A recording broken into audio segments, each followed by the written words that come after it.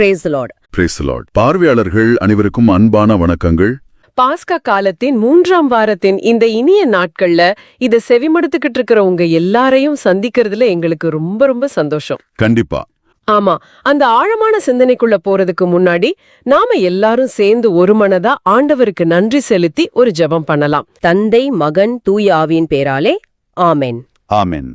எங்கள் அன்பு தந்தையே, இந்த நாளுக்காகவும் நீங்கள் எங்களுக்கு அளித்திருக்கும் இந்த அருமையான வாசகத்திற்காகவும் உமக்கு நன்றி கூறுகிறோம். இன்றைய வாசகத்தின் வழியாக நீர் எங்களுக்கு தரும் வெளிச்சத்திற்காக நன்றி. இன்றைய வார்த்தை வலையொலி வழியாக வாசகத்தின் வழியாக வெளிச்சம் என்ற இந்த நிகழ்ச்சியை பார்க்கும் ஒவ்வொருவருக்காகவும் ஜெபிக்கிறோம். அவர்கள் இந்த நிகழ்ச்சியை முழுமையாக பார்த்து பயன்பெற அருள் புரியும். இந்த நிகழ்ச்சியை பார்க்கும் அனைவர் மீதும் உமது மன்னிப்பு, குணம், இரக்கம் மற்றும் கிருபை பொழியப்படுவதாக. சிறப்பாக திருமதி ஜெயசித்ராவளி தம்பிக்கு நல்ல உடல்நலம் தந்து நல்லதொரு மனவாழ்க்கை அமைய ஜெபிக்கிறோம். திருமதி செல்வராணியின் மகனுக்கு நல்ல வேலை கிடைக்கவும் வீசா கிடைக்கவும் படியாகவும் ஜெபிக்கிறோம்.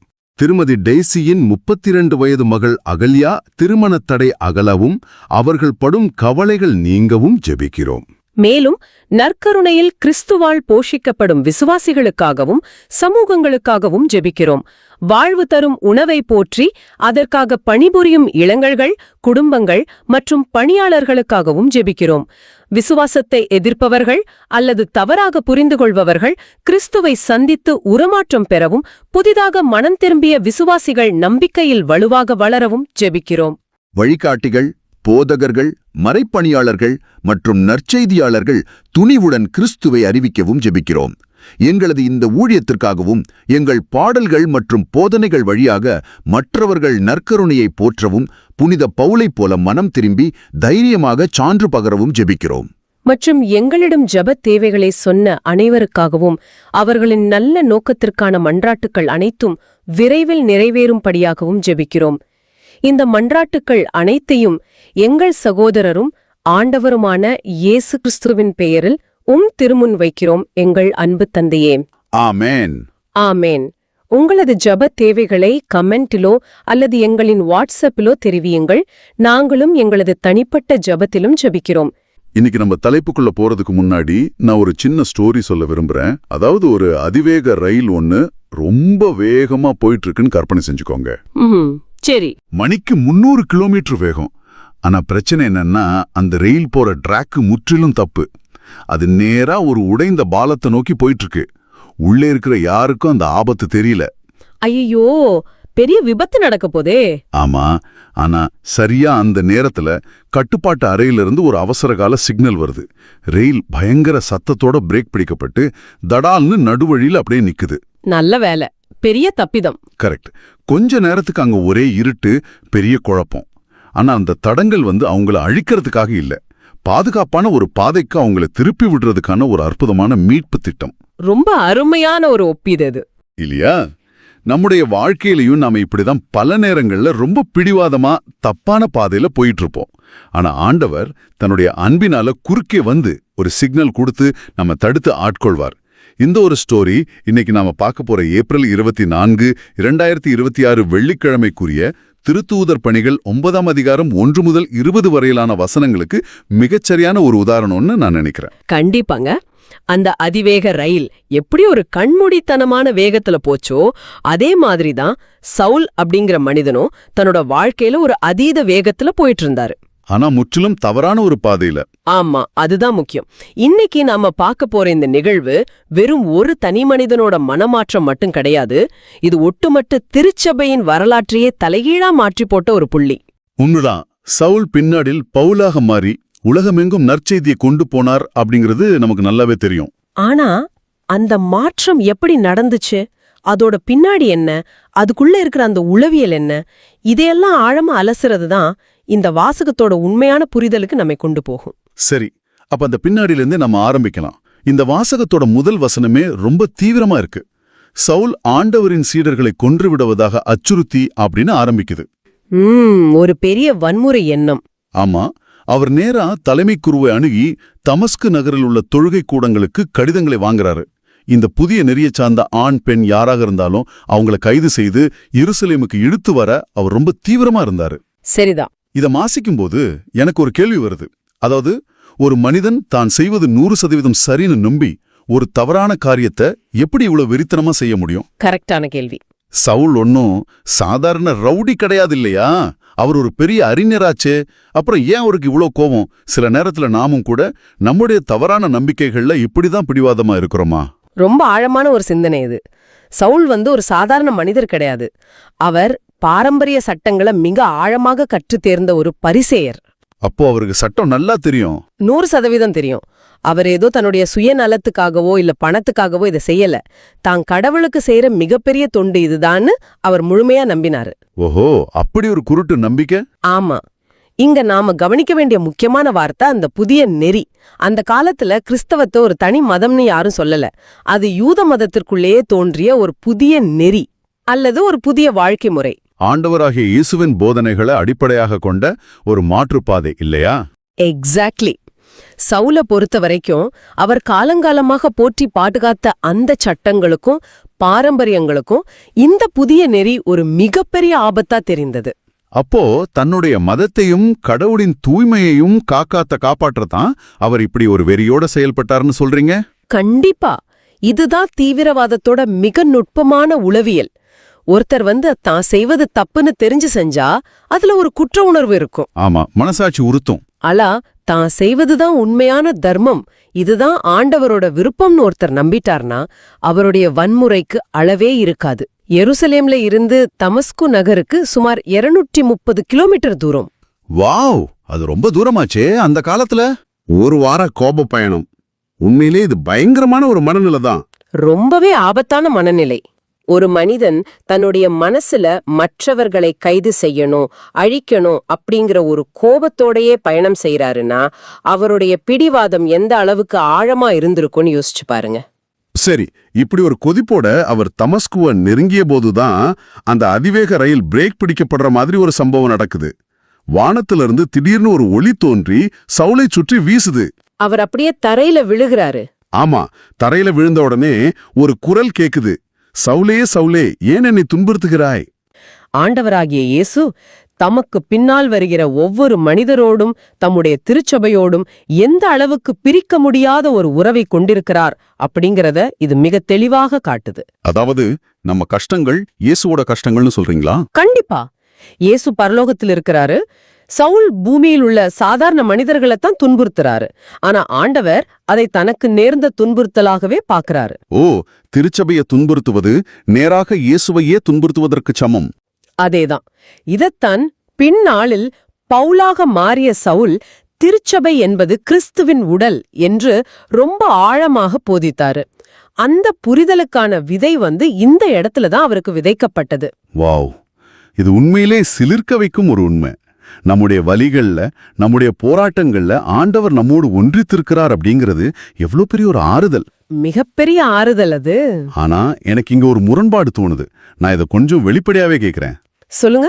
சவுல் கூட பயணம் செஞ்சவங்க குரலை கேட்டும் யாரையும் காணாம திகைத்து நிக்கிறாங்க. சவுல் தரையிலிருந்து எழுகிறார். ஆனா கண்கள் திறந்திருந்தும் அவரால் எதையும் பார்க்க முடியல.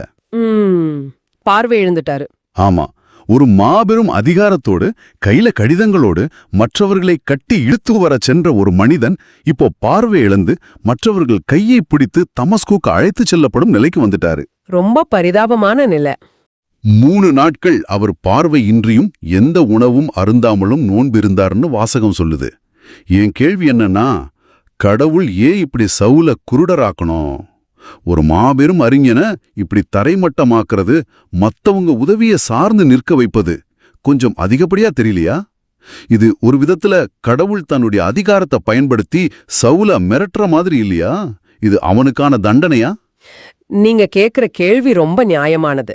மேலோட்டமா பாக்கும்போது இது கடவுள் கொடுத்த ஒரு கடுமையான தண்டனை போலவோ அல்லது தன்னுடைய பலத்தை காட்டி ஒரு மனிதனை மிரட்டி பணிய வைப்பது போலவோ நமக்கு தோன்றலாம். ஆமா, அப்படித்தானே தோணுது. ஆனா இதனுடைய உண்மையான உளவியலை புரிஞ்சுக்கிட்டோம்னா இது தண்டனை அல்ல, இது ஒரு அற்புதமான ஆன்மீக சிகிச்சை அப்படிங்கறது புரியும். ஆன்மீக சிகிச்சையா?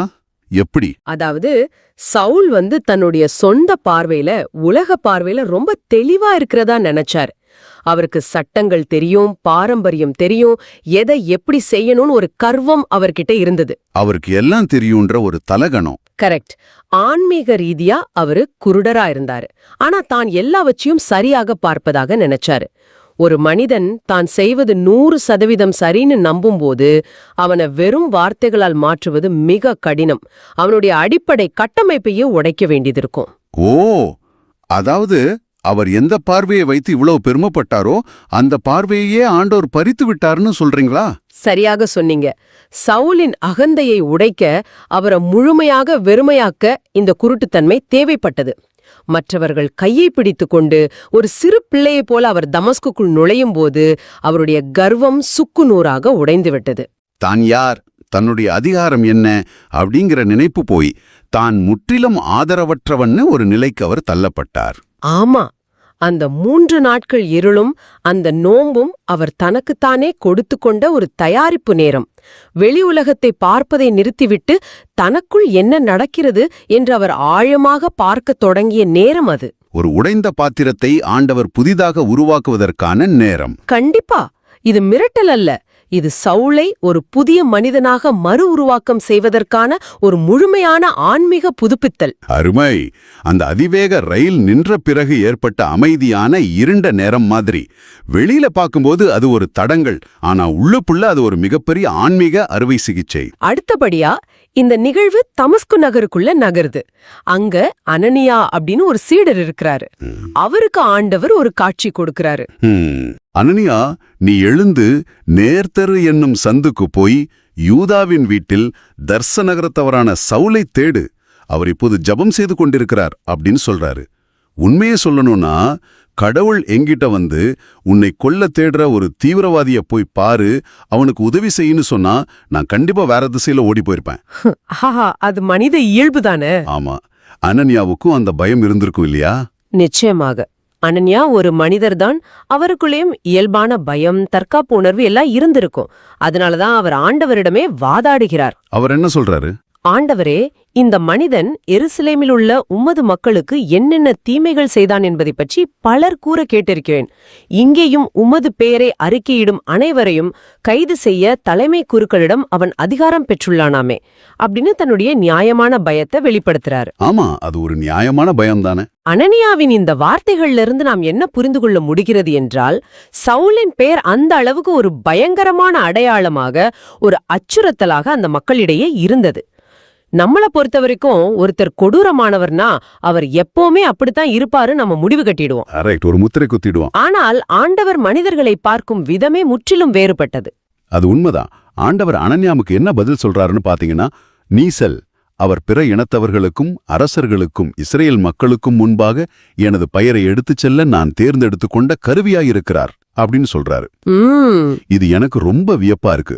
சவுல் இதுவரைக்கும் பண்ண அத்தனை அழிவுகளையும் ஆண்டவர் மறந்துட்டாரா? எப்படி ஒரு கொலையாளிய தன்னுடைய மிகச்சிறந்த கருவியாக ஆண்டவர் தேர்ந்தெடுக்க முடியும்? இதுதான் ஆண்டவரோட மாபெரும் எப்பத்தின் சிறப்பம்சம். நாம் மனிதர்களை அவர்களுடைய கடந்த காலத்தை வைத்து மதிப்பிடுகிறோம். அவர்கள் செய்த தவறுகளை வைத்து அவங்களுக்கு ஒரு முத்திரை குத்தி விடுகிறோம். ஆனால் ஆண்டவர் மனிதர்களை அவர்களுடைய கடந்த கால பதிவேடுகளை வைத்து பார்ப்பதில்லை. அவர்களுடைய எதிர்கால சாத்தியக்கூறுகளை வைத்து பார்க்கிறாரு. நாம் யாரையெல்லாம் இவர்கள் திருந்தவே மாட்டார்கள், இவர்களால் எந்த பயனும் இல்லை என்று ஒதுக்குகிறோமோ அவர்களைத்தான் ஆண்டவர் தன்னுடைய திட்டத்தின் மிகச்சிறந்த கருவியாக மாற்ற முடியும். இது ரொம்ப ஒரு ஆழமான பார்வை. சவுலிடம் இருந்த அதே வைராகியம், அதே தீவிரமான அர்ப்பணிப்பு, அதே சோர்வடையாத பயணம், இவை அனைத்தையும் ஆண்டவர் அழிக்க விரும்பல. மாறாக அவற்றை அப்படியே திசை திருப்பி நற்செய்தியை பரப்புவதற்கான ஒரு பிரம்மாண்டமான சக்தியாக மாற்ற விரும்பினார். அழிக்க வந்தவனை ஆக்கப்பூர்வமான கருவியாக மாற்றும் வித்தை ஆண்டவருக்கு மட்டுமே தெரியும். வாவ். ஆக நம்ம பார்வையில தகுதியற்ற ஒரு விஷயம் ஆண்டவர் பார்வையில ஒரு பொக்கிஷமா இருக்க முடியும். கண்டிப்பாம். சோ இதுக்கப்புறம் நடக்கிறதா இந்த மொத்த நிகழ்வின் மிக அற்புதமான பகுதின்னு நான் சொல்லுவேன். அனனியா என்ன செய்யறாரு? தன்னுடைய அத்தனை பயங்களையும் தயக்கங்களையும் ஓரமாக வைத்துவிட்டு ஆண்டவரோட குரலுக்கு கீழ்ப்படிந்து அந்த வீட்டுக்கு செல்கிறார். பெரிய கீழ்ப்படிதல் அது. ஆமா, போய் சவுலின் மீது கைகளை வைக்கிறாரு. இந்த இடத்துல அனனியா பயன்படுத்துற ஒரு வார்த்தை சகோதரர் சவுலே என்று அழைக்கிறார். ரொம்ப உருக்கமான ஒரு தருணம். இத வாசிக்கும்போது எனக்கு உண்மையிலே சிலிர்க்குது. உன்னையும் உன் மக்களையும் கொல்ல வந்தவனை பார்த்து எந்த ஒரு தயக்கமும் இல்லாமல், வெறுப்பும் இல்லாமல் சகோதரர் என்று அழைக்க அனனியாவுக்கு எவ்வளவு பெரிய ஆன்மீக முதிர்ச்சி இருந்திருக்க வேண்டும். இது எப்படி சாத்தியம்? ஒரு மனிதனால் எப்படி இவ்வளவு சீக்கிரம் மன்னிக்க முடியும்? அதுதான் தூய ஆவியானவரின் செயல். அனனியா தன்னுடைய சொந்த பார்வைய, சொந்த பயத்தை விட்டுவிட்டு ஆண்டவரின் கண்களால் சவுல பார்க்க ஆரம்பித்து விட்டார். ஓ, ஆண்டவரின் கண்களாலா? ஆமாம். இந்த மனிதனை என் ஆண்டவர் மன்னித்து ஏற்றுக்கொண்டு தன்னுடைய கருவியாக தேர்ந்தெடுத்து விட்டார் என்றால் நான் யார் அவனை நியாயம் தீர்க்க என்ற ஒரு ஆழமான பணிவு அனனியாவிடம் இருந்தது. மனித சுபாவம் பழிவாங்க துடிக்கும், ஆனால் தெய்வீக சுபாவம் சகோதரனாக ஏற்றுக்கொள்ளும். எவ்வளவு அழகான ஒரு விளக்கம். அனனியா அந்த அறைக்குள் நுழைந்து சவுலின் மீது கைகளை வைத்து, சகோதரர் சவுலே, நீர் வந்த வழியில் உமக்கு தோன்றிய ஆண்டவராகிய இயேசு நீர் மீண்டும் பார்வையடையவும் தூய ஆவியால் ஆட்கொள்ளப்படவும் என்னை உம்மிடம் அனுப்பியுள்ளார் அப்படின்னு கூறுகிறாரு. அந்த ஒரு வார்த்தை சகோதரர் அப்படிங்கிறது சவுலின் உடைந்த மனதிற்கு எவ்வளவு பெரிய மருந்தாக இருந்திருக்கும் என்று யோசித்துப் பாருங்கள். கண்டிப்பாங்க. அந்த நிமிடம் சவுலின் கண்களிலிருந்து செதில்கள் போன்றவைகள் விழுந்து அவர் மீண்டும் பார்வையடைகிறாரு. உடனே எழுந்து திருமுழுக்கு பெறுகிறார். பின்பு உணவருந்தி வலிமை பெற்று எந்த தாமதமும் இல்லாமல் உடனடியாக சீடர்களோடு தங்கி இயேசுவே இறைமகன் என தொழுகை கூடங்களில் பறைசாற்றத் தொடங்குகிறார். இது எவ்வளவு பிரம்மாண்டமான ஒரு மாற்றம்! அந்த செதில்கள் விழுந்ததுங்கிறது வெறும் உடல் ரீதியான ஒரு நிகழ்வு மட்டும்தானா, அல்லது அதுக்கு வேற ஏதாவது ஆழமான அர்த்தம் இருக்கா? நிச்சயமாக இது வெறும் உடல் ரீதியான சுகமளித்தல் மட்டுமல்ல. சவுலின் கண்களிலிருந்து விழுந்த அந்த செதில்கள் இத்தனை காலமும் அவருடைய மனக்கண்களை மறைத்திருந்த அகந்தை, கோபம், தப்பெண்ணம், மற்றவர்களை தீர்ப்பிடும் மனநிலை, குருட்டுத்தனமான பிடிவாதம் ஆகிய அனைத்தின் வெளிப்பாடுதான். எல்லாமே சேர்ந்து கீழே விழுந்துடுச்சு. ஆமா, அவை அனைத்தும் ஒருங்கே கீழே விழுந்தவுடன் அவர் உண்மையான ஒளியை கண்டார். பழைய சவுல் இறந்து புதிய மனிதனான பவுல் அங்கே பிறக்கிறார். திருமுழுக்கு பெறுவதன் மூலம் அவர் அதிகாரப்பூர்வமாக அந்த புதிய நெறிக்குள் நுழைகிறாரு. தன்னுடைய பழைய வாழ்க்கையை முழுசா விட்டுட்டு. கரெக்ட். தன்னை அழைத்த ஆண்டவருக்கு உடனடியாக கீழ்ப்படிந்து எந்த தொழுகை கூடங்களுக்கு சென்று சீடர்களை கைது செய்ய நினைத்தாரோ அதே தொழுகை கூடங்களில் நின்று இயேசுவே இறைமகள் என்று முழங்கத் தொடங்குகிறார். இந்த நிகழ்வு அப்படியே நம்ம கண் முன்னாடி நடக்கிற மாதிரி இருக்கு. ஆனா இதெல்லாம் 2000 வருஷத்துக்கு முன்னாடி சவுலுக்கு நடந்த ஒரு வரலாற்று நிகழ்வு மட்டும் கிடையாது. இந்த வாசகம் இன்று நம் ஒவ்வொருவருக்கும், இந்த நிகழ்ச்சியை பார்த்து கொண்டிருக்கிற ஒவ்வொரு பார்வையாளருக்கும் என்ன சொல்கிறது என்று நாம் யோசிக்க வேண்டும். கண்டிப்பா நாம யோசிக்கணும். நம்முடைய கண்களை மறைத்திருக்கும் செதில்கள் என்னென்ன? நம் வாழ்வில் மாற்றம் சாத்தியமில்லை என நாம் நினைக்கும் தடைகளை உடைத்து தூய ஆவியால் ஆட்கொள்ளப்பட முடியும் என்பதை இந்த நிகழ்வு நமக்கு ரொம்ப ஆழமாக உணர்த்துகிறது. சரியாக சொன்னீங்க. இன்று நம்முடைய கண்களிலும் பல வகையான செதில்கள் ஒட்டிக் கொண்டிருக்கலாம். அது நம்முடைய கோபமாக இருக்கலாம், நான் தான் சரி அப்படிங்கிற ஒரு கர்வமாக இருக்கலாம், மற்றவர்களை மன்னிக்க முடியாத ஒரு பிடிவாதமாக இருக்கலாம். ஆமாம், பலவிதங்கள்ல நாம குருடர்களா இருக்கோம். ஆண்டவர் சவுலை தேடிச் சென்று ஒரு ஒளியின் மூலம் அவரை தடுத்து நிறுத்தி மாற்றியது போல இன்று நாம் ஒவ்வொருவரையும் தன்னுடைய வார்த்தையின் வழியாக தேடி வராரு. நாம் செய்ய வேண்டியதெல்லாம் அனனியாவைப் போல ஆண்டவரின் குரலுக்கு கீழ்ப்படிவதும், சவுலை போல நம்முடைய பிடிவாதங்களை விட்டுவிட்டு அந்த ஒளிக்கு நம்மை முழுமையாக அர்ப்பணிப்பது மட்டுமே. அருமையான, மிக ஆழமான ஒரு விளக்கம். சவுலின் இந்த மாபெரும் மனமாற்ற பயணத்தை நாம் ரொம்ப ஆழமாக பார்த்து விட்டோம். இப்போது இதை பார்த்து கொண்டிருக்கும் உங்களுக்கு நாங்கள் ஒரு கேள்வியை வைக்கிறோம். சவுல் என்ற கொடூரமான துன்புறுத்துபவரை மாபெரும் திருத்தூதராக மாற்றிய ஆண்டவர் இன்று உங்களுடைய வாழ்வில் இருக்கும் எந்த மிகப்பெரிய போராட்டத்தை அல்லது பலவீனத்தை தன்னுடைய மகிமைக்கான கருவியாக மாற்ற காத்திருக்கிறார்? உங்களிடமுள்ள எந்த திறமையை அல்லது எந்த தீவிரத்தை நீங்கள் தவறான பாதையில் பயன்படுத்திக் கொண்டிருக்கிறீர்கள்? அந்த ஒளி உங்கள் வாழ்வில் வீசும்போது, உங்களுடைய கண்களில் உள்ள செதில்கள் விழும்போது நீங்கள் அதற்கு கீழ்ப்படிய தயாரா? யோசித்துப் பாருங்கள். ஆழமான சிந்தனை. இங்கதான் ஒரு ஆழமான தொடர்பு உருவாகுதுன்னு நான் நினைக்கிறேன். சவுலோட உடல் பசிய போக்க உணவு தேவைப்பட்டது போல அவரோட அந்த புதிய ஆன்மீக பார்வைக்கு, அதாவது அவரோட ஆன்மாவுக்கும் ஒரு நிலையான உணவு தேவைப்பட்டது. உண்மைதான். வெறும் தத்துவங்களோ சட்டங்களோ இனி அவருக்கு பத்தாது. அவருக்கு ஆண்டவரோடு ஒரு நேரடியான உயிரோட்டமுள்ள தொடர்பு தேவை.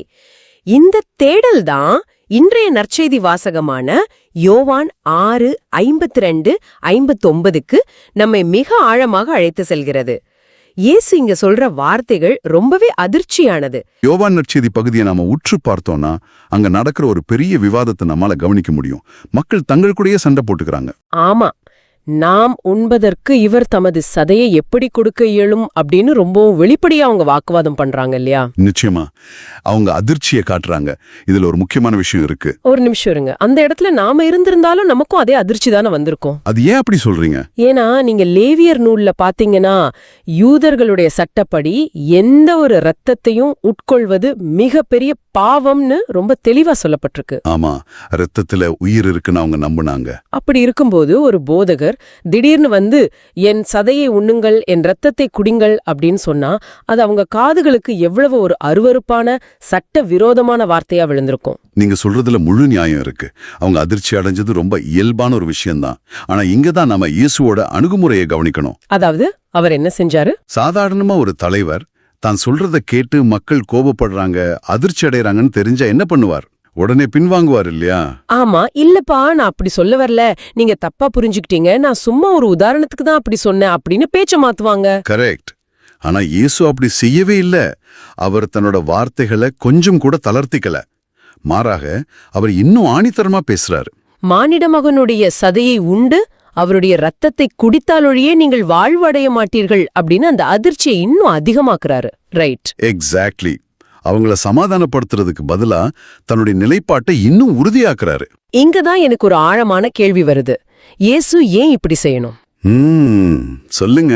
மக்களை தம் பக்கம் ஈர்க்க வேண்டிய அவர் ஏன் அவங்கள விலகி போக செய்யற மாதிரி இவ்ளோ கடுமையான வார்த்தைகளை பயன்படுத்தணும்?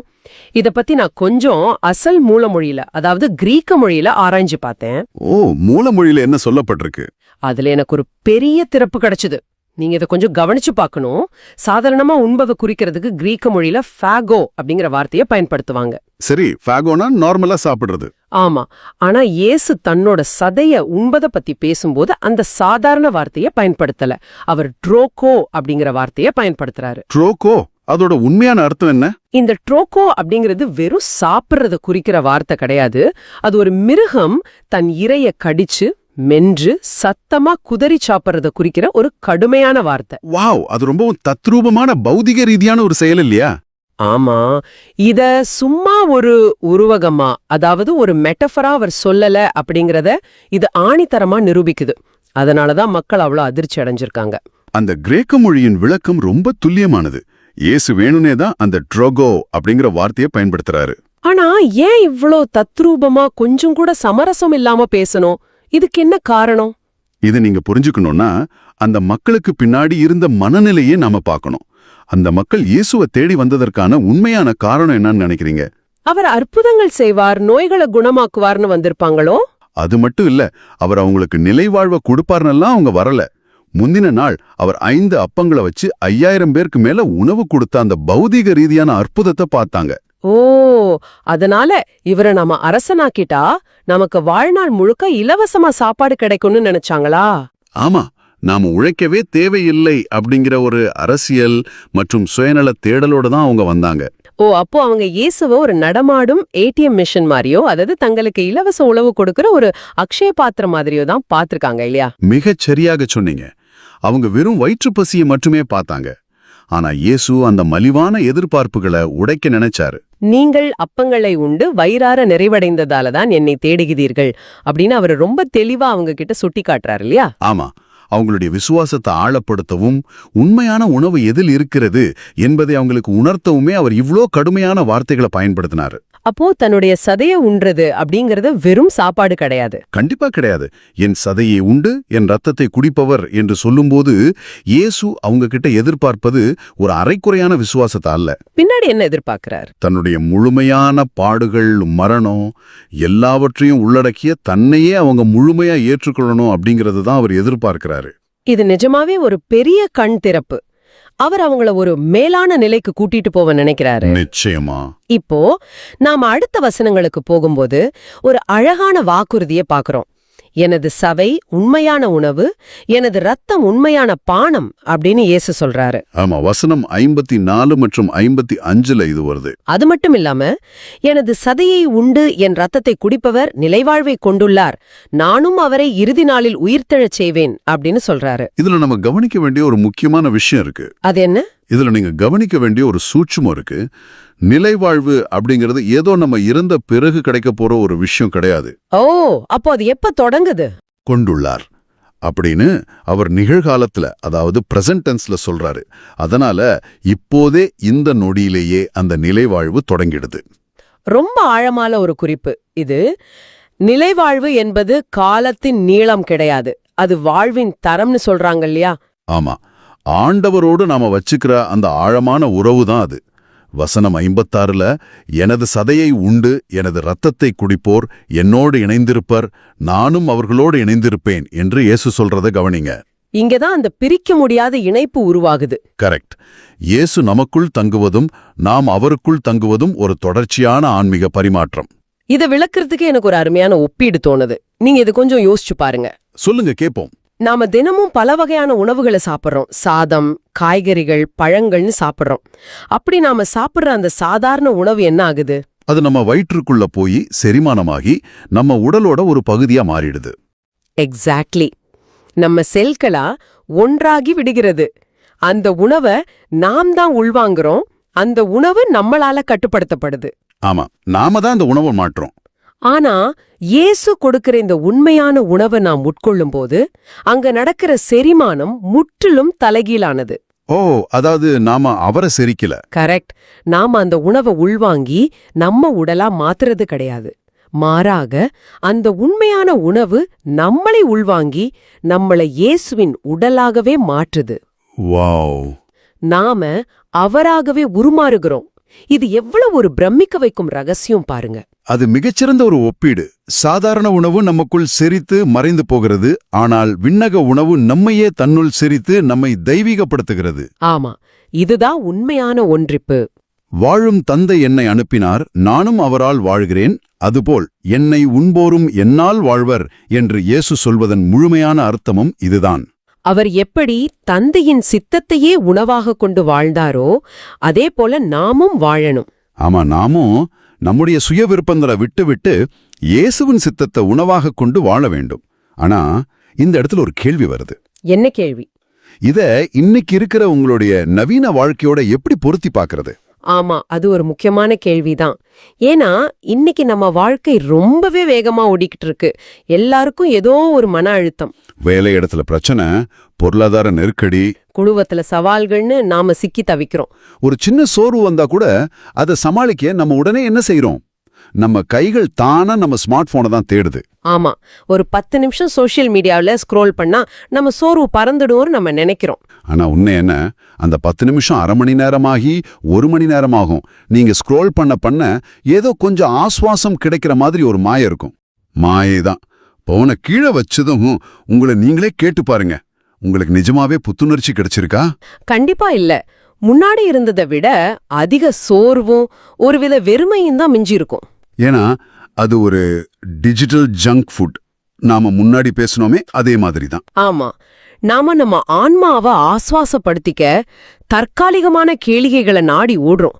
ஆனா இயேசு தரக்கூடிய இந்த உண்மையான உணவு மட்டும்தான் நம்முடைய அன்றாட சவால்களை எதிர்கொள்ள தேவையான வற்றாத ஆற்றலை தரும். அது மட்டும் இல்லாம எந்த சூழ்நிலையிலும் கொலையாத ஒரு ஆழமான அமைதியும் நமக்கு தர முடியும். கண்டிப்பா.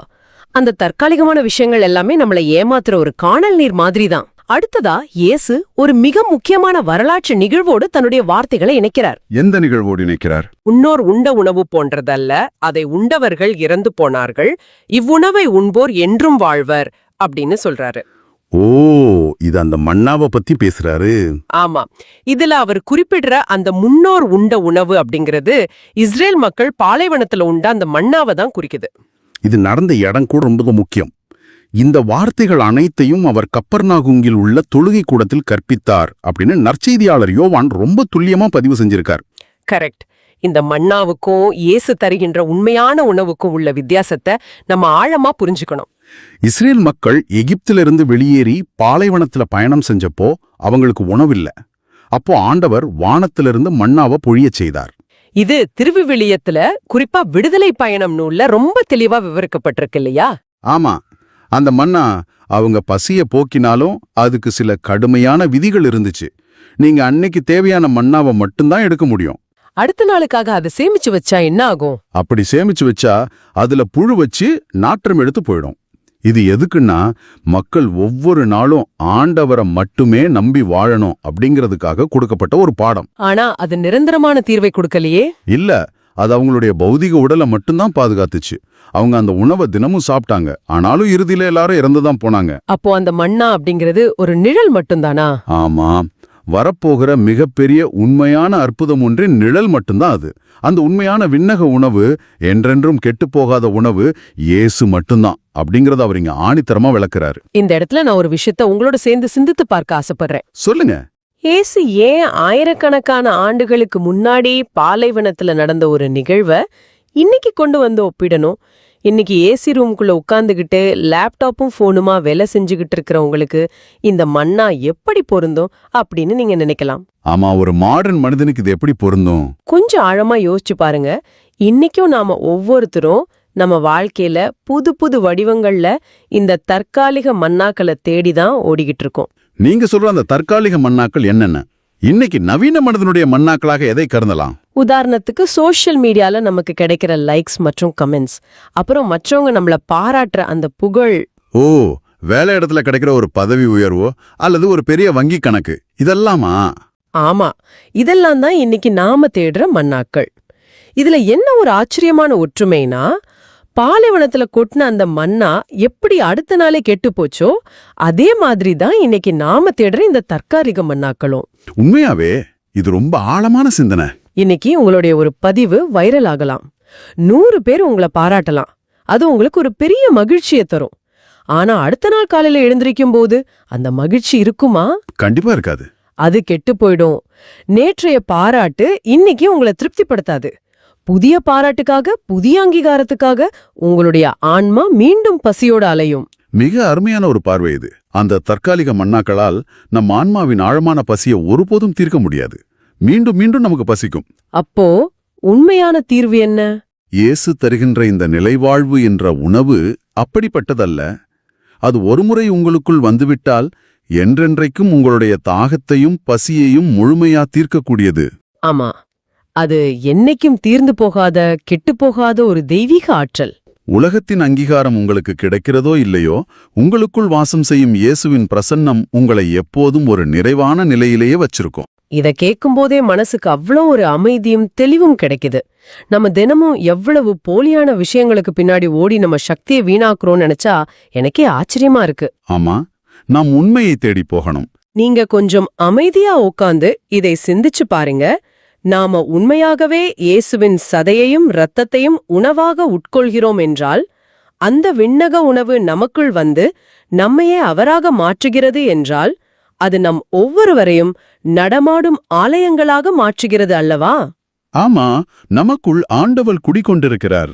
அப்படி பார்த்தால் நாம் நம்முடைய சொந்த உடலை எவ்வளவு புனிதமாக, எவ்வளவு மரியாதையாக நடத்த வேண்டும், எந்த மாதிரியான விஷயங்களை நம் கண்களால் பார்க்கிறோம், எந்த மாதிரியான வார்த்தைகளை நம் வாயால் பேசுகிறோம் என்பதில் நமக்கு எவ்வளவு கவனம் தேவை. கண்டிப்பா நாம் தூய்மையா இருக்கணும். அது மட்டுமில்லாம உங்களை சுற்றியுள்ள ஒவ்வொரு மனிதரும், உங்க குடும்ப உறுப்பினர்கள், உங்க நண்பர்கள், ஏன் உங்களை விமர்சிப்பவர்கள் கூட ஆண்டவர் வாசம் செய்யக்கூடிய நடமாடும் ஆலயங்கள்தான். இது ரொம்ப பெரிய ஒரு வெளிப்பாடு.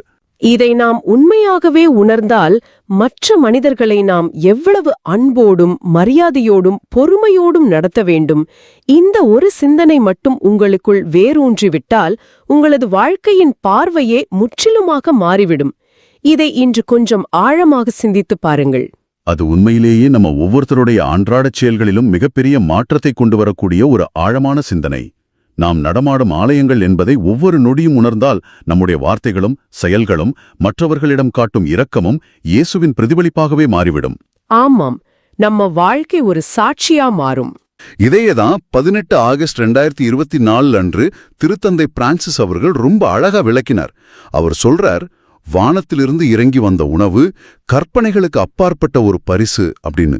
அதாவது இது சாத்தியமற்றதாக மனிதநேயமற்றதாக தோன்றலான்னு சொல்றாரா? ஆமா, மற்றொருவரின் சதையை உண்வது போல தோன்றலாம்.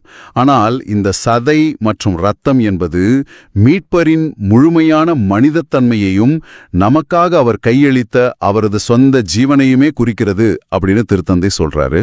அப்போ நற்கருணை அப்படிங்கிறது ஏதோ ஒரு தத்துவத்தை படிக்கிறதோ அல்லது ஒரு தியானம் செய்யறதோ கிடையாது.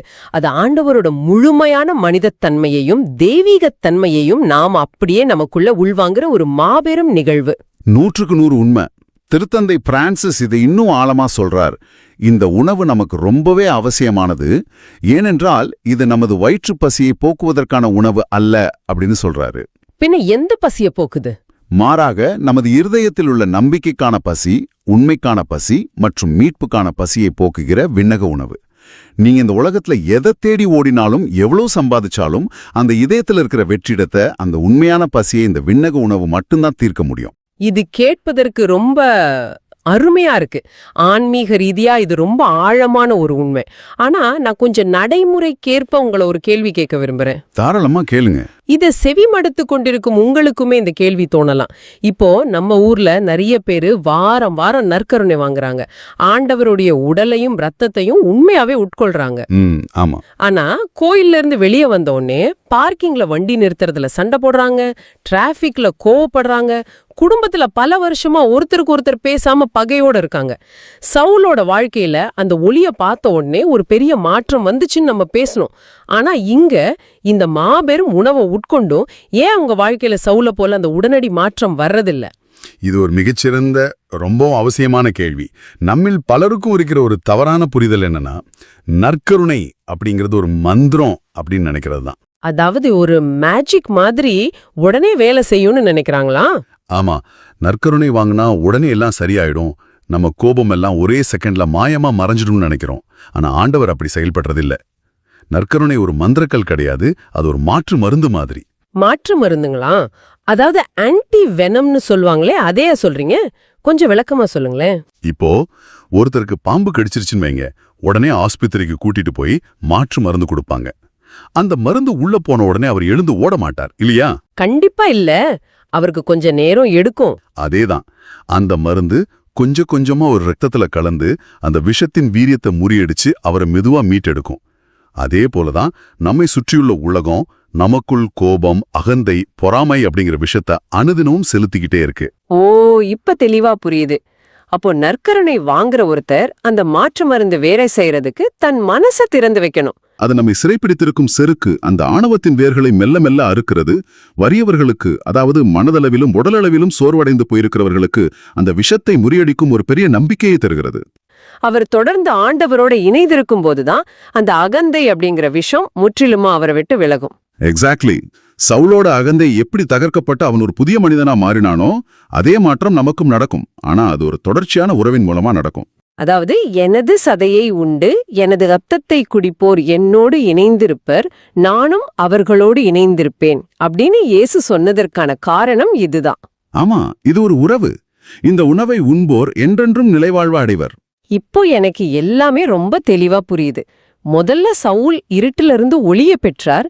பிறகு அவர் பெற்ற அந்த ஒளியும் பார்வையும் வெறும் தத்துவமா இல்லாம ஆண்டவருடைய உடலையும் ரத்தத்தையும் உட்கொள்வதன் மூலமா ஒரு நேரடியான பௌதிகமான உறவா மாறுது. ரொம்ப அழகா தொகுத்து சொன்னீங்க. அப்போ இதுக்கப்புறம் என்ன? இந்த மாற்று மருந்த நாம் எடுத்துக்கிட்டோம், நம்ம அகந்த உடைக்கப்படுது, இதோட நம்முடைய பயணம் முடிஞ்சிடுச்சா? அங்கதான் இன்றைய பதிலுரை பாடலான திருப்பாடல் 117 நமக்கு ஒரு பெரிய பொறுப்பை கொடுக்குது. இன்றைய நவீன உலகத்துல பாத்தீங்கன்னா ஆன்மீகம் அப்படிங்கிறது ரொம்பவே ஒரு பிரைவேட் மேட்டர், அதாவது தனிப்பட்ட விஷயம். என்னுடைய நம்பிக்கை எனக்கு, உன்னுடைய நம்பிக்கை உனக்கு அப்படின்னு வாழ்ற ஒரு சமூகத்துல நாம இருக்கோம். கரெக்ட். ஒருத்தர் இன்னொருத்தர் விஷயத்துல தலையிடுறதே இல்ல. அப்படிப்பட்ட ஒரு சூழ்நிலையில உலகெங்கும் சென்று நற்செய்தியை பறைசாற்றுங்கள் அப்படின்னு சொல்றது மத்தவங்க மேல நம்முடைய நம்பிக்கைய திணிக்கிற மாதிரி ஆகாதா? இது இன்றைய காலகட்டத்துக்கு கொஞ்சம் செட் ஆகாத கட்டளையா தெரியலையா? இது ரொம்ப நியாயமான ஒரு கேள்வி. இன்னைக்கு நிறைய பேர் மனசுல இருக்கிற பெரிய தயக்கமும் இதுதான். நற்செய்தியை பரிசாற்றுவது அப்படின்னா யாரையோ கட்டாயப்படுத்தி ஒரு மதத்துக்கு மாத்துறது அப்படின்னு நாமளே ஒரு தப்பான புரிதலோட இருக்கோம். ஆமா, அப்படி நினைக்கிறதுனாலதான் நிறைய பேர் இதை செய்ய தயங்குறாங்க. இந்த இடத்துல நாம திருவிவிலியம் எழுதப்பட்ட மூல மொழிக்கு கொஞ்சம் போகணும். அங்க நற்செய்தி அப்படிங்கிற வார்த்தைக்கு கிரீக்கத்துல எவாஞ்சலியான் அப்படின்னு ஒரு வார்த்தையை பயன்படுத்தியிருக்கிறாங்க. எவாஞ்சலியோன், இதிலிருந்து தான் அந்த எவாஞ்சலிசம் அப்படிங்கிற வார்த்தை வந்திருக்கணும். ஆனா முதல் நூற்றாண்டுல இதுக்கு என்ன அர்த்தம் இருந்துச்சு? இது வெறும் ஒரு மத போதனை கிடையாதா? கிடையவே கிடையாது. முதல் நூற்றாண்டுல வாழ்ந்த ஒரு சாதாரண மனிதனுக்கு எவாஞ்சலியான் அப்படிங்கிற வார்த்தைக்கும் மதத்துக்கும் எந்த சம்பந்தமும் இல்ல. அப்படியா? அப்புறம் அது எதை குறிக்குது? அது ஒரு அரசியல் இல்லனா ராணுவ வார்த்தை. உதாரணமா, ஒரு மாபெரும் போர் நடந்துட்டு இருக்குன்னு வச்சுக்குவோம். மக்கள் எல்லாம் ஊருக்குள்ள ரொம்ப பயத்தோட காத்துக்கிட்டு இருக்காங்க. நம்ம நாடு ஜெயிக்குமா தோக்குமா அப்படிங்கிற ஒரு பதற்றம் இருக்கும். எக்ஸாக்ட்லி. நாம அடிமிண்டட் ஆவோமான்னு ஒரு பெரிய பயம் இருக்கும். அந்த நேரத்துல போர்க்களத்திலிருந்து ஒரு வீரன் மூச்சு வாங்க ஓடி வந்து ஊரின் மையப்பகுதியில நின்னு, நாம் வெற்றி பெற்று விட்டோம், இருள் விலகிவிட்டது, புதிய மன்னர் ஆட்சிக்கு வந்து விட்டார் அப்படின்னு ஒரு அதிகாரப்பூர்வமான அறிவிப்பு செய்வான் இல்லையா? வாவ், அந்த அறிவிப்பு தான் இந்த வார்த்தையா? ஆமா, அந்த வரலாற்று சிறப்புமிக்க வெற்றியின் அறிவிப்புக்கு பேர்தான் எவாஞ்சலியோன். ஓ, அப்ப இது நான் இப்படி நினைக்கிறேன், நீங்களும் இப்படி நினைச்சுக்கோங்க அப்படின்னு சொல்ற ஒரு தத்துவ விவாதம் கிடையாது. கண்டிப்பா கிடையாது. இது நடந்து முடிஞ்ச ஒரு உண்மைய உலகையே மாற்றக்கூடிய ஒரு மாபெரும் நிகழ்வா அறிவிக்கிற ஒரு செயல். ஆமா, அதைத்தான் நாம இங்க புரிஞ்சுக்கணும். இயேசு கிறிஸ்து பாடுபட்டு மரணத்தை வென்று உயிர்த்து விட்டார். பாவம் மற்றும் மரணத்தின் ஆட்சி முடிவுக்கு வந்துருச்சு. அதாவது அந்த போர் முடிஞ்சிடுச்சு, நாம ஜெயிச்சிட்டோம். ஆமா, இது ஒரு வரலாற்று வெற்றி. அந்த எவாஞ்சலியான அறிவிப்பதுதான் நற்செய்தியை பறைசாற்றுவது. இதை நாம இன்றைய நவீன உலகத்தோடு பொருத்தி பார்க்கணும். ஆனா அந்த வீரன் ஓடி சொன்ன செய்தியை எல்லாரும் ரொம்ப சந்தோஷமா ஏத்துக்கிட்டாங்க. ஏன்னா அது ஒரு போர் வெற்றி. இன்னைக்கு நாம சொல்ற இந்த எவாஞ்சலியோன் இன்றைய மனிதர்களுக்கு எப்படி பொருந்தும்? நீங்க எந்த விதத்துல கேக்குறீங்க? ஏன்னா இன்னைக்கு டெக்னாலஜி வழியா உலகம் முழுக்க நாம இணைக்கப்பட்டிருக்கோம். ஆனாலும் ஒரு விசித்திரமான தனிமையில மனிதர்கள் சிக்கியிருக்காங்களே. அதுதான் ரொம்ப முக்கியமான விஷயம். இன்னைக்கு ஒவ்வொரு மனுஷனுக்குள்ளேயும் ஒரு பெரிய மனப்போராட்டம் நடந்துட்டு இருக்கு. ஆமா, அதை நான் முழுமையா ஒத்துக்கிறேன். திருக்கு பின்னாடி, அதாவது சோசியல் மீடியால 1000 நண்பர்கள் இருக்கலாம். ஆனா நிஜ வாழ்க்கையில ஒரு சின்ன கஷ்டம் வந்தா தோள் கொடுக்க ஆள் இல்லாத ஒரு பயங்கரமான தனிமை, மனச்சோர்வு, வாழ்க்கைக்கு அர்த்தம் இல்ல அப்படிங்கிற ஒரு வெறுமை. இதுதான் இன்றைய மனிதர்களோட இருள் அப்படின்னு சொல்ல வரீங்க? நிச்சயமா. இந்த இருண்ட உலகத்துல நற்செய்தியை பறைசாற்றுவது அப்படின்னா என்னன்னு நீங்க நினைக்கிறீங்க? அது வெறும் தெருமுனையில நின்னுக்கிட்டு மைக் வச்சு சத்தமா பேசுறதும் இல்ல சமூக வலைத்தளங்கள்ல போஸ்டர் போடுறதோ கிடையாது. கண்டிப்பா கிடையாது. ஒரு தனிமையில வாடும் மனிதனின் வாழ்க்கைக்குள்ள நாம நுழையும் போது நம்முடைய செயல்களால், நம்முடைய அன்பால், அவங்கள நாம ஏத்துக்கிற விதத்தால் ஒரு மாற்றம் வரணும். அதாவது நீ தனியா இல்ல, உனக்காக தன் உயிரையே கொடுத்த ஒரு ஆண்டவர் இருக்கார், மரணமே முடிவல்ல அப்படிங்கிற அந்த வெளிச்சத்தை உங்களுக்கு கொடுக்கணும். எக்ஸாக்ட்லி. அந்த மாபெரும் வெற்றியின் வெளிச்சத்தை அவங்களுக்கு கொண்டு போறதுதான் உண்மையான எவாஞ்சலியோன். அது ஒரு திணிப்பு அல்ல, அது ஒரு விடுதலையின் அறிவிப்பு. இந்த மாபெரும் வெற்றியின் செய்திய மனச்சோர்வில் இருக்கிறவங்க கிட்ட சொல்லாம இருக்கவே முடியாது. அது தானாலே வெளியில வரும். இது ஒரு ரொம்ப அழகான புரிதல். ஆனா இதுல எனக்கு இன்னொரு சிந்தனை வருது. இந்த எவாஞ்சலியோன் அப்படிங்கிற உலகளாவிய பார்வைய திருப்பாடல்கள் 117 முதல் வசனத்தோடு ஒப்பிடும்போது ரொம்ப ஆச்சரியமா இருக்கு. திருப்பாடல்கள் 117 திருவிவிலியத்திலேயே மிகச் சிறிய அதிகாரம். வெறும் 2 வசனங்கள் தான். இதுல என்ன ஆச்சரியத்தை பாக்குறீங்க? அந்த முதல் வசனம் இப்படி சொல்லுது: பிற இனத்தாரே நீங்கள் அனைவரும் ஆண்டவரை போற்றுங்கள், மக்கள் இனத்தாரே நீங்கள் அனைவரும் அவரை புகழுங்கள். இது ஒரு குளோபல் பிராட்காஸ்ட் மாதிரி இருக்கு. அதாவது உலகளாவிய ஒரு ஒளிபரப்பு. பழைய ஏற்பாட்டு காலத்துல பாத்தீங்கன்னா இஸ்ரேல் மக்கள் மட்டும்தான் கடவுளால் தேர்ந்தெடுக்கப்பட்டவங்க, ஆண்டவர் அவங்களுக்கு மட்டும்தான் சொந்தம் அப்படிங்கிற ஒரு உறுதியான எண்ணம் இருந்துச்சு. ஆமா, அது அவங்களோட கலாச்சாரத்துல ஆழமா பதிஞ்சிருந்தது. அப்படி இருக்க ஒரு இஸ்ரேலேயர் பிற இனத்தாரையும் ஆண்டவரை புகழ சொல்லி அழைப்பது ஒரு மாபெரும் புரட்சி இல்லையா? ஒரு குறிப்பிட்ட குலத்துக்கு சொந்தமான ஒரு கடவுளை எப்படி ஒட்டுமொத்த உலகத்துக்கும் அறிமுகப்படுத்துறாங்க? நீங்க சொல்றது 100க்கு 100 உண்மை. இது சாதாரண ஒரு வசனம் இல்ல, இது ஒரு இறையியல் பூகம்பம்னே சொல்லலாம். பூகம்பம், அது ஒரு ஸ்ட்ராங்கான வார்த்தை. என்ன அழகாரத்துல ஒவ்வொரு நாட்டுக்கும் ஒவ்வொரு இனத்துக்கும் ஒரு தனித்தனி தெய்வம் இருக்கும். எல்லாமே எல்லைகளுக்கு உட்பட்டவை. என் கடவுள் என் நிலப்பரப்புக்குள்ள மட்டும்தான் சக்தி வாய்ந்தவர் அப்படிங்கிற ஒரு மனநிலை. ஆமா, ஆனா திருப்பாடல் ஆசிரியர் இங்க அந்த சுவர்களை அப்படியே அடிச்சு நொறுக்கிறாரு. எங்கள் ஆண்டவர் ஒரு குறிப்பிட்ட நிலப்பரப்பிற்கோ ஒரு குறிப்பிட்ட குழுவிற்கோமோக்கோ சொந்தமானவர் அல்ல, அவர் முழு உலகத்திற்கும் உரியவர் அப்படின்னு முழங்குகிறார். எந்த வேறுபாடும் இல்லாம எல்லாரையும் உள்ளே அழைக்கிறார். ஆமா, இத இன்றைய நவீன சமூகத்தோடு இணைத்து பார்த்தா கொஞ்சம் பயமா இருக்கு. ஏன்னா பழங்காலத்துல நிலப்பரப்பு வச்சு எல்லைகள் போட்டாங்க.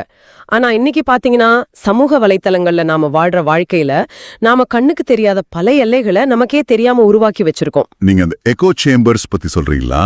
ஆமா, எக்கோ சேம்பர்ஸ் இல்லைனா ட்ரைபலிசம் அப்படின்னு சொல்லுவாங்களே, அந்த மாதிரி. இந்த எக்கோ சேம்பர்ஸ் எப்படி வேலை செய்யுதுன்னு நீங்க நினைக்கிறீங்க? அது ரொம்ப சுலபம். எனக்கு என்ன சித்தாந்தம் பிடிக்குமோ, நான் எதை நம்புறனோ அதை மட்டுமே பேசுறவங்கள நான் சோஷியல் மீடியாவுல ஃபாலோ பண்ணுவேன். அதுக்கப்புறம் சமூக வலைத்தளங்களின் அந்த அல்காரிதமும் எனக்கு பிடிச்ச விஷயங்களை மட்டுமே திரும்ப திரும்ப காட்டும். இதனால என்ன ஆகுதுன்னா, நான் நம்புறது மட்டும்தான் சரி, எனக்கு மாற்று கருத்து சொல்றவங்க எல்லாம் முட்டாள்கள் அல்லது எதிரிகள் அப்படிங்கிற ஒரு மாய வலைக்குள்ள நம்ம சிக்கிக்கிறோம். இது ஒரு வகையான நவீன கால பிரிவினைவாதம். நிச்சயமா. என்னை சுற்றி இருப்பவர்கள் மட்டுமே என் மக்கள், மற்றவர்கள் எல்லாம் பிற இனத்தார் என்கிற அதே பழைய மனநிலை தான் இன்னைக்கும் நம்ம கிட்ட இருக்கு. ரொம்ப சரியான ஒரு பகுப்பாய்வு. இந்த நவீன கால பிரிவினைவாதத்துக்கு, இந்த ட்ரைபலிசமுக்கு எப்படி ஒரு முற்றுப்புள்ளி வைப்பது? அங்கேதான் திருப்பாடல்கள் 117 முதல் வசனம் ஒரு அருமருந்தாக வந்து நிக்குது. பிற இனத்தாரே, மக்களினத்தாரே, நீங்கள் அனைவரும் அவரை புகழுங்கள் அப்படிங்கிற அந்த அழைப்பு. ஆமா, இந்த வசனம் என்ன சொல்லுது தெரியுமா? கடவுளின் முன்னால் உங்களுடைய அல்காரிதம்களுக்கோ உங்களுடைய தனிப்பட்ட சித்தாந்தங்களுக்கோ எந்த இடமுமே இல்லை. அங்கே நிறமில்லை, மொழியில்லை, கட்சியில்லை, எந்த வேறுபாடும் இல்லை. எல்லாரும் ஒரே குரலில் புகழ வேண்டும். எக்ஸாக்ட்லி. அப்படி என்றால் இந்த வசனம் அந்த காலத்து எல்லைகளை மட்டும் உடைக்கல, இன்னைக்கு நாம நம்ம மனசுக்குள்ள கட்டி எழுப்பியிருக்கிற எல்லா கண்ணுக்கு தெரியாத சுவர்களையும் அடிச்சு நொறுக்குது. எவ்வளோ ஒரு ஆழமான பார்வை பாருங்களேன். ஆமா. ஆனா இப்படி எல்லாலையும் ஒன்றிணைக்கிறதுக்கு ஒரு வலுவான காரணம் இருக்கணும்ல. அந்த காரணம் என்ன அப்படிங்கறத 2ஆம் வசனம் ரொம்ப ஆழமாக சொல்லுது. அதாவது, ஏனெனில் ஆண்டவர் நமக்கு காட்டும் மாறாத அன்பு மிகப்பெரியது, அவரது உண்மை என்றென்றும் நிலைத்துள்ளது. ஆமா, இந்த 2ஆம் வசனம் தான் முதல் வசனத்தோட அஸ்திவாரம். ஆண்டவரை ஏன் எல்லாரும் புகழணும்? ஏன்னா அவருடைய அன்பும் உண்மையும் அப்படிப்பட்டது. இங்க நான் கொஞ்சம் குறுக்கிட்டு ஒரு கேள்வியை கேட்க விரும்புறேன். வசனம் ரொம்ப அழகா இருக்கு, ஆனா இது நிஜ வாழ்க்கைக்கு சாத்தியமா? ஏன் அப்படி கேக்குறீங்க? ஏன்னா இந்த உலகத்துல நாம பாக்குற மனிதர்களின் அன்பு எல்லாமே நிபந்தனைகளுக்கு உட்பட்டது. அதாவது கண்டிஷனல் லவ். நீ எனக்கு நல்லது பண்ணினா நான் உன்னை நேசிப்பேன் அப்படிங்கிறது தான் நிஜம். இன்னைக்கு கூடவே இருப்பாங்க, நாளைக்கு ஒரு சின்ன கருத்து வேறுபாடு வந்தா மாறிடுவாங்க. அதேதான், சூழ்நிலைக்கு ஏற்ப மாறக்கூடிய மனித அன்பை மட்டுமே பார்த்து பழகிய நமக்கு ஆண்டவரின் மாறாத அன்பு அப்படிங்கறத எப்படி புரிஞ்சுக்கிறது? இது கொஞ்சம் கஷ்டமா இருக்கே. இந்த இடத்துல ஒரு மிகப்பெரிய உளவியல் மற்றும் ஆன்மீக உண்மையை நம்ம புரிஞ்சுக்கணும். அதுக்கு மறுபடியும் நம்ம மூல மொழியான எபிரேயத்துக்கு போகலாம். பழைய ஏற்பாட்டுல மாறாத அன்பு அப்படிங்கறத குறிக்க ஹெசெட் அப்படிங்கிற ஒரு அற்புதமான வார்த்தையை பயன்படுத்தியிருக்காங்க. ஹெசெட், இதுவும் அந்த எவாஞ்சலியோன் மாதிரி ஒரு பிரம்மாண்டமான வார்த்தையா? இதுக்கு என்ன அர்த்தம்? ஹெசெட் அப்படிங்கிறது வெறும் ஒரு உணர்ச்சியான, ஒரு ஃபீலிங்ஸான அன்பு கிடையாது. அது ஒரு உடன்படிக்கையின் அடிப்படையிலான மாறாத இரக்கமுள்ள அன்பு. அதாவது ஒரு கமிட்மெண்ட் மாதிரி. ஆமா, மனிதர்களுடைய அன்பு சூழ்நிலையை பொறுத்து மாறும். ஆனா ஹெசெட் என்ன சொல்லுதுன்னா, நீ எனக்கு துரோகமே செய்தாலும், என்னை விட்டு விலகி போனாலும், நான் உன் மேல வச்சிருக்கிற அன்பிலிருந்து ஒருபோதும் பின்வாங்க மாட்டேன் அப்படிங்கிற ஒரு ஆழமான அர்ப்பணிப்பு. ஒரு நிமிஷம், இது ரொம்ப விசித்திரமா இருக்கே. தகுதியை பார்த்து தரப்படுற அன்பில்ல இது, தேவையையும் மீறி தரப்படுற அன்பு. கரெக்ட். ஆனா இப்படி எந்த நிபந்தனையுமே இல்லாத ஒரு ஹெசெட் அன்பு கிடைக்குது அப்படின்னா, அது மனிதர்களுக்கு ஒரு தவறான தைரியத்தை கொடுக்காதா? ஆண்டவர் என்னை கைவிட மாட்டார், அதனால நான் எப்படி வேணாலும் தப்பு பண்ணலாம், என் இஷ்டத்துக்கு வாழலாம் அப்படின்னு மக்கள் நினைக்க மாட்டாங்களா? அது ஒரு மிகச்சிறந்த கேள்வி. அங்கதான் திருப்பாடல் ஆசிரியர் ரொம்ப கவனமா இன்னொரு வார்த்தையும் சேர்த்து எழுதுறார். எந்த வார்த்தை? அவரது உண்மை என்றென்றும் நிலைத்துள்ளது. இங்க உண்மை அப்படிங்கிறதுக்கு எமெட் என்ற எபிரேய வார்த்தை பயன்படுத்தப்பட்டிருக்கு. எமிட் அப்படிங்கிற வார்த்தை ஹெசெட்டை எப்படி சமன் செய்யுது? எமெட் அப்படின்னா நம்பகத்தன்மை, ஒரு பாறையைப் போல உறுதியான ஒரு நிலைத்தன்மை. ஆண்டவர் சொன்ன சொல்லை காப்பாற்றுவார் என்ற உறுதி. ஓ, அப்போ இது பேலன்ஸ் பண்ணுதா? ஆமா, ஹெசெட் உங்களை எந்த நிபந்தனையும் இல்லாம ஏத்துக்குது. ஆனா எமெட் உங்களை அப்படியே இருக்க விடாது. அது உங்களை உண்மையை நோக்கி, ஒரு நேர்மையான வாழ்க்கையை நோக்கி மாற்றும். ஹெசெட் உங்களுக்கு பாதுகாப்பு கொடுக்குது, எமெட் உங்களை வழிநடத்துது. வாவ், இது ரொம்ப பெரிய வெளிச்சத்தை கொடுக்குது. இந்த ஹெசெட் மற்றும் எமெட் அப்படிங்கிறது இன்றைய சமுதாயத்துக்கு எவ்வளவு அவசியம்னு நான் யோசிச்சு பார்க்கறேன். எப்படி பொருத்தி பாக்குறீங்க? இன்னைக்கு நாம கேன்சல் கல்ச்சர் அப்படிங்கிற ஒரு பயங்கரமான கலாச்சாரத்துல வாழ்ந்துட்டு இருக்கோம். ஆமா, இந்த கேன்சல் கல்ச்சர் எப்படி மனிதர்களை பாதிக்குதுன்னு நீங்க நினைக்கிறீங்க? இது ஒரு வகையான உளவியல் வன்முறை. ஒரு மனிதன் பல வருஷங்களுக்கு முன்னாடி ஒரு சின்ன தவறு பண்ணியிருந்தாலோ அல்லது ஒரு தவறான வார்த்தைய பேசியிருந்தாலோ ஒட்டுமொத்த சமூகமோ அவனை அப்படியே புறக்கணிச்சிரும். அவன் அப்படியே கேன்சல் பண்ணிடுவாங்க. ஆமா, அவனுக்கு மன்னிப்போ திருந்தி வர வாய்ப்போ கிடைக்கவே கிடைக்காது. இதனால மக்கள் எப்போதுமே ஒரு பயத்தோட எப்ப யார் நம்மள விட்டு போவாங்களோ, சமூகத்துல நம்மள ஒதுக்கிடுவாங்களோ அப்படிங்கிற ஒரு பாதுகாப்பற்ற மனநிலையில எப்பவுமே ஒரு பதற்றத்தோடவே வாழ்ந்துட்டு இருக்காங்க. இது ரொம்ப துயரமான ஒரு நிலை. தன்னுடைய உண்மையான முகத்தை காட்டினா உலகம் தன்னை ஒதுக்கிடுமோடு பயந்து போலியான முகமூடிகளோடு வாழும் மனிதர்கள் தான் இன்னைக்கு அதிகம். அவங்களுக்கு தேவைப்படுறது ஒரு ஆழமான ஆணிவேர். அந்த ஆணிவேர் தான் ஆண்டவரின் ஹெசட் மற்றும் எமெட். இந்த கேன்சல் கல்ச்சர் நிறைந்த உலகத்துல நான் தவறு செய்தாலும் எனக்கு குப்பையில வீசாத ஒரு அன்பு, அதாவது ஹெசட் எனக்கு இருக்கு. நான் தடமாறும் போது என்னை தாங்கி பிடிக்கும், நான் திருந்தி வாழ எனக்கு வழிகாட்டும் ஒரு பாறையான உண்மை, அதாவது எமெட் எனக்கு இருக்கு. இத ஒரு மனிதன் உணர்ந்துட்டா அவனுக்குள்ள இருக்கிற அந்த பதற்றம், அந்த பயம் எல்லாமே சுக்கு நூறா உடைஞ்சிடும் இல்லையா? அது எவ்வளவு பெரிய மன அமைதியையும் பாதுகாப்பையும் தரும். அதுதான் விடுதலையின் உச்சம். எப்போது ஒரு மனிதன் இந்த ஹெசேட் மற்றும் எம்மெட் என்ற குணங்களை ஆண்டவர் தன்னிடம் வைத்திருக்கிறார் என்பதை புரிந்து அதை ஆழமாக அனுபவிக்கிறானோ அப்போது அவன் ஒரு புதிய மனிதனாக மாறுகிறான். ஆமா, நிச்சயமா. அவனுக்குள் இருக்கும் எல்லா பயன்களும் பாதுகாப்பற்ற உணர்வுகளும் விலகி போகின்றன. ஒரு மனிதன் தனிமையிலும் கேன்சல் கல்ச்சரின் பயத்திலும் உறைந்து போயிருக்கான். அவனுடைய அந்த இருண்ட வாழ்க்கைக்குள் ஆண்டவரின் ஹெசட், அதாவது மாறாத அன்பு, மற்றும் எமெட் என்றென்றும் நிலைக்கும் உண்மை நுழைகிறது. அது அவனுக்கு ஒரு பெரிய பாதுகாப்பை கொடுக்குது. அவனுக்குள் இருக்கும் ட்ரைபலிசம் அல்லது ஈகோ சேம்பர்ஸ் என்ற சுவர்களை உடைத்து எல்லாரையும் நேசிக்க கத்துக் கொடுக்குது. இந்த ஆழமான அன்பின் மகிழ்ச்சியை அவன் அனுபவித்த பிறகு அவனால் அதை தனக்குள் அடக்கி வைக்க முடிவதில்லை. எக்ஸாக்ட்லி. அந்த அனுபவம் தான் அவனை உந்தி தள்ளுகிறது. ஆமா, அந்த உந்துதலில்தான் மூச்சு வாங்க ஓடி அந்த எவாஞ்சலியோனை, அதாவது அந்த மாபெரும் வெற்றியின் நற்செய்தியை உலகெங்கும் சென்று பறைசாற்றுகிறான். இது ஒரு அற்புதமான சுழற்சி. ஆண்டவரின் மாறாத அன்பு நம்மை நிரப்புகிறது. அது நிரம்பி வழிந்து நம் செயல்களாக மாறி உலக மக்களுக்கு நற்செய்தியாக பாய்கிறது. ரொம்ப அருமையான ஒரு தொகுப்பு. திருவிவிலியத்தின் மிகச்சிறிய அதிகாரமான திருப்பாடல்கள் 117 இருக்கும் அந்த 2 வசனங்கள் எப்படி மார்க் நற்செய்தியின் மாபெரும் கட்டளைக்கான எரிபொருளாக மாறுகிறது என்பதை மிக தெளிவாக ஆழமாக நாம் இங்கே பார்த்திருக்கிறோம். இன்று உங்கள் வாழ்க்கையில் நீங்கள் சந்திக்கும் நபர்களுக்கு நீங்கள் ஒரு நற்செய்தியாக இருக்கிறீர்களா?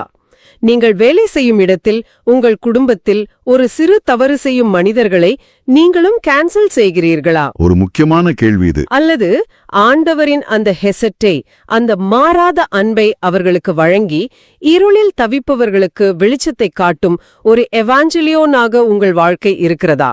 சிந்தித்து பாருங்கள். ஒவ்வொரு நாளும் நாம் நம்மை நாமே கேட்டுக்கொள்ள வேண்டிய, நம்மை மறுபரிசீலனை செய்ய தூண்டும் ஒரு ஆழமான கேள்வி இது. ஆமாம். சவுல் பார்வை அடைஞ்ச உடனே என்ன செஞ்சார்? உடனடியாக அவர் இயேசுவே இறைமகன் என்று தொழுகை கூடங்களில் பறைசாற்ற தொடங்கினார் அப்படின்னு வாசகம் சொல்லுது. அவர் ஒரு நிமிஷம் கூட வெயிட் பண்ணல, பாத்தீங்களா? ஆமா, தனக்கு கிடைச்ச ஒளிய, தனக்கு கிடைச்ச அந்த நிலைவாழ்வுக்கான உணவை மற்றவர்களுக்கு கொடுக்க ஆரம்பிச்சிட்டார். அதாவது ஆண்டவரின் அன்பை நாம் நற்கருணையில சுவைத்த பின் அந்த அன்பு நமக்குள்ளேயே தேங்கி நிக்க கூடாது. அது மற்றொருவனை நோக்கி பாயணும். ஒரு குட்டையில தண்ணீர் தேங்கி நின்னா அது நாறி போயிடும். ஆனா அது நதியா ஓடும்போதுதான் அது பலருக்கு வாழ்வளிக்கும். மிகச்சரியான உதாரணம். நாம் இன்று வாழும் இந்த உலகத்துல இதை செவிமடுத்து கொண்டிருக்கும் உங்களை சுற்றி எத்தனையோ பேர் இருக்காங்க. அவங்க சவுல போல கோபத்துல, விரக்தியில என்ன செய்யறதுன்னு தெரியாம ஒரு இருட்டுல வாழ்ந்துகிட்டு இருக்காங்க. அவங்களுக்கு தேவை ஒரு வழிகாட்டுதல், ஒரு வெளிச்சம். அந்த வெளிச்சத்தை ஆண்டவர் நமக்கு தந்திருக்கிற இந்த நற்கருணை அப்படிங்கிற மாபெரும் உணவின் வல்லமையை கொண்டு நாம் தான் அவர்களுக்கு கொடுக்கணும். நாமும் மற்றவர்களுக்கு கிறிஸ்துவை கொண்டு செல்லும் சிறு நற்கருணைகளாக மாற வேண்டும்.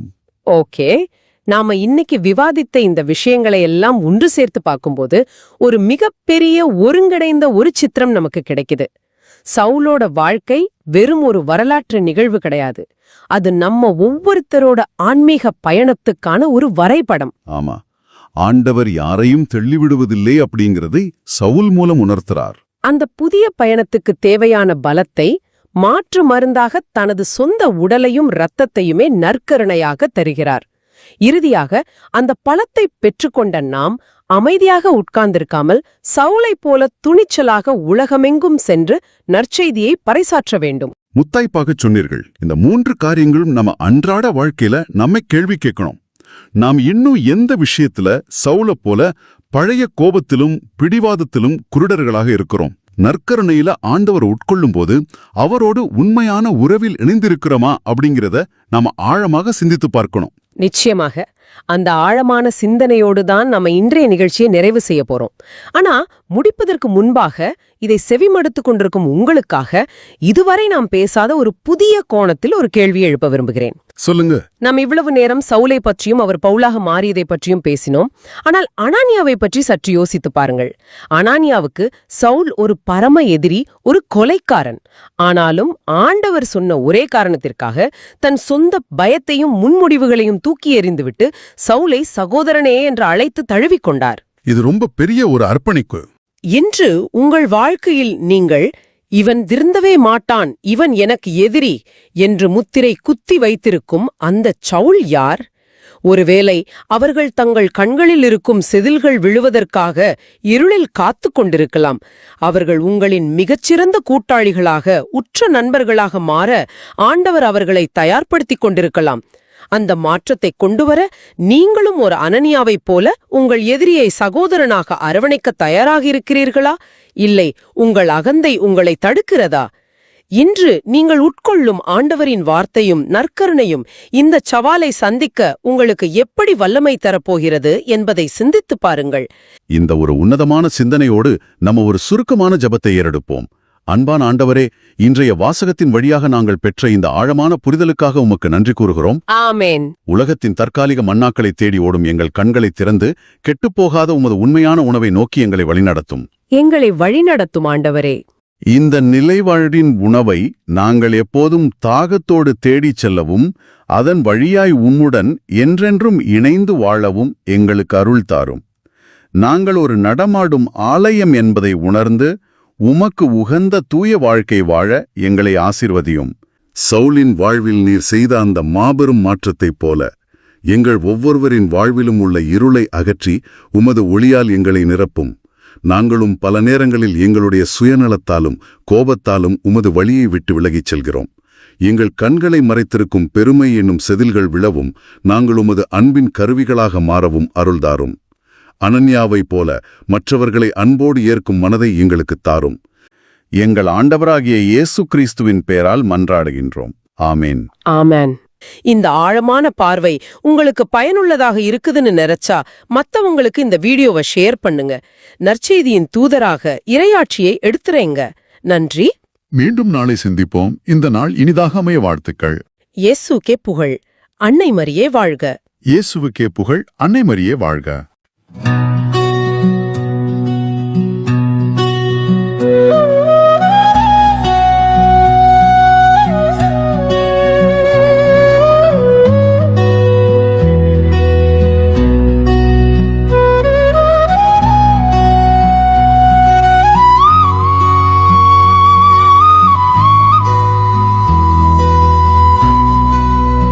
உலகெங்கும் சென்று நற்செய்தியை பறைசாற்றுங்கள்.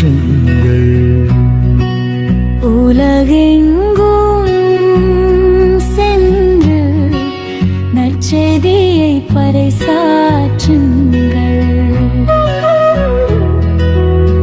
பிற இனத்தாரே நீங்கள் அனைவரும் ஆண்டவரை போற்றுங்கள். மக்களினத்தாரே நீங்கள் அனைவரும் அவரை புகழுங்கள்.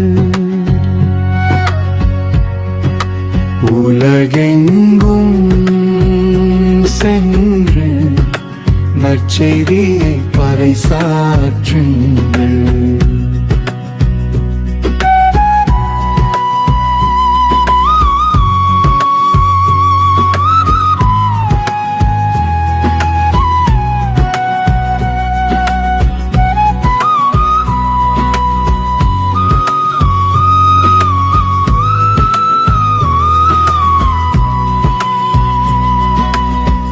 ஏனெனில் ஆண்டவர் நமக்கு காட்டும் மாறாத அன்பு மிக பெரியது, அவரது உண்மை என்றென்றும் நிலைத்துள்ளது. அல்லேலூயா. உலகெங்கும் சென்று நற்செய்தியை பறைசாற்றுங்கள்.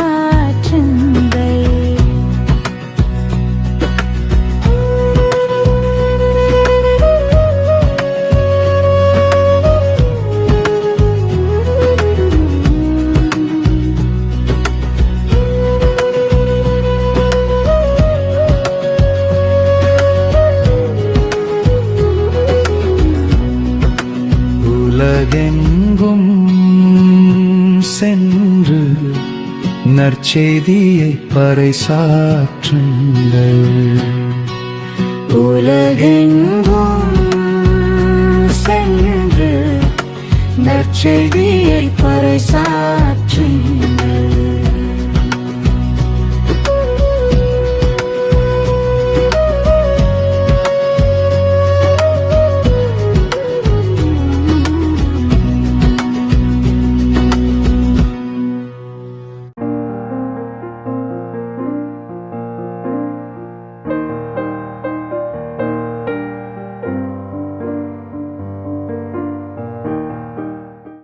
நீங்கள் காண்பவற்றை காணும் வாய்ப்பை பெற்றோர் பேறு பெற்றோர்.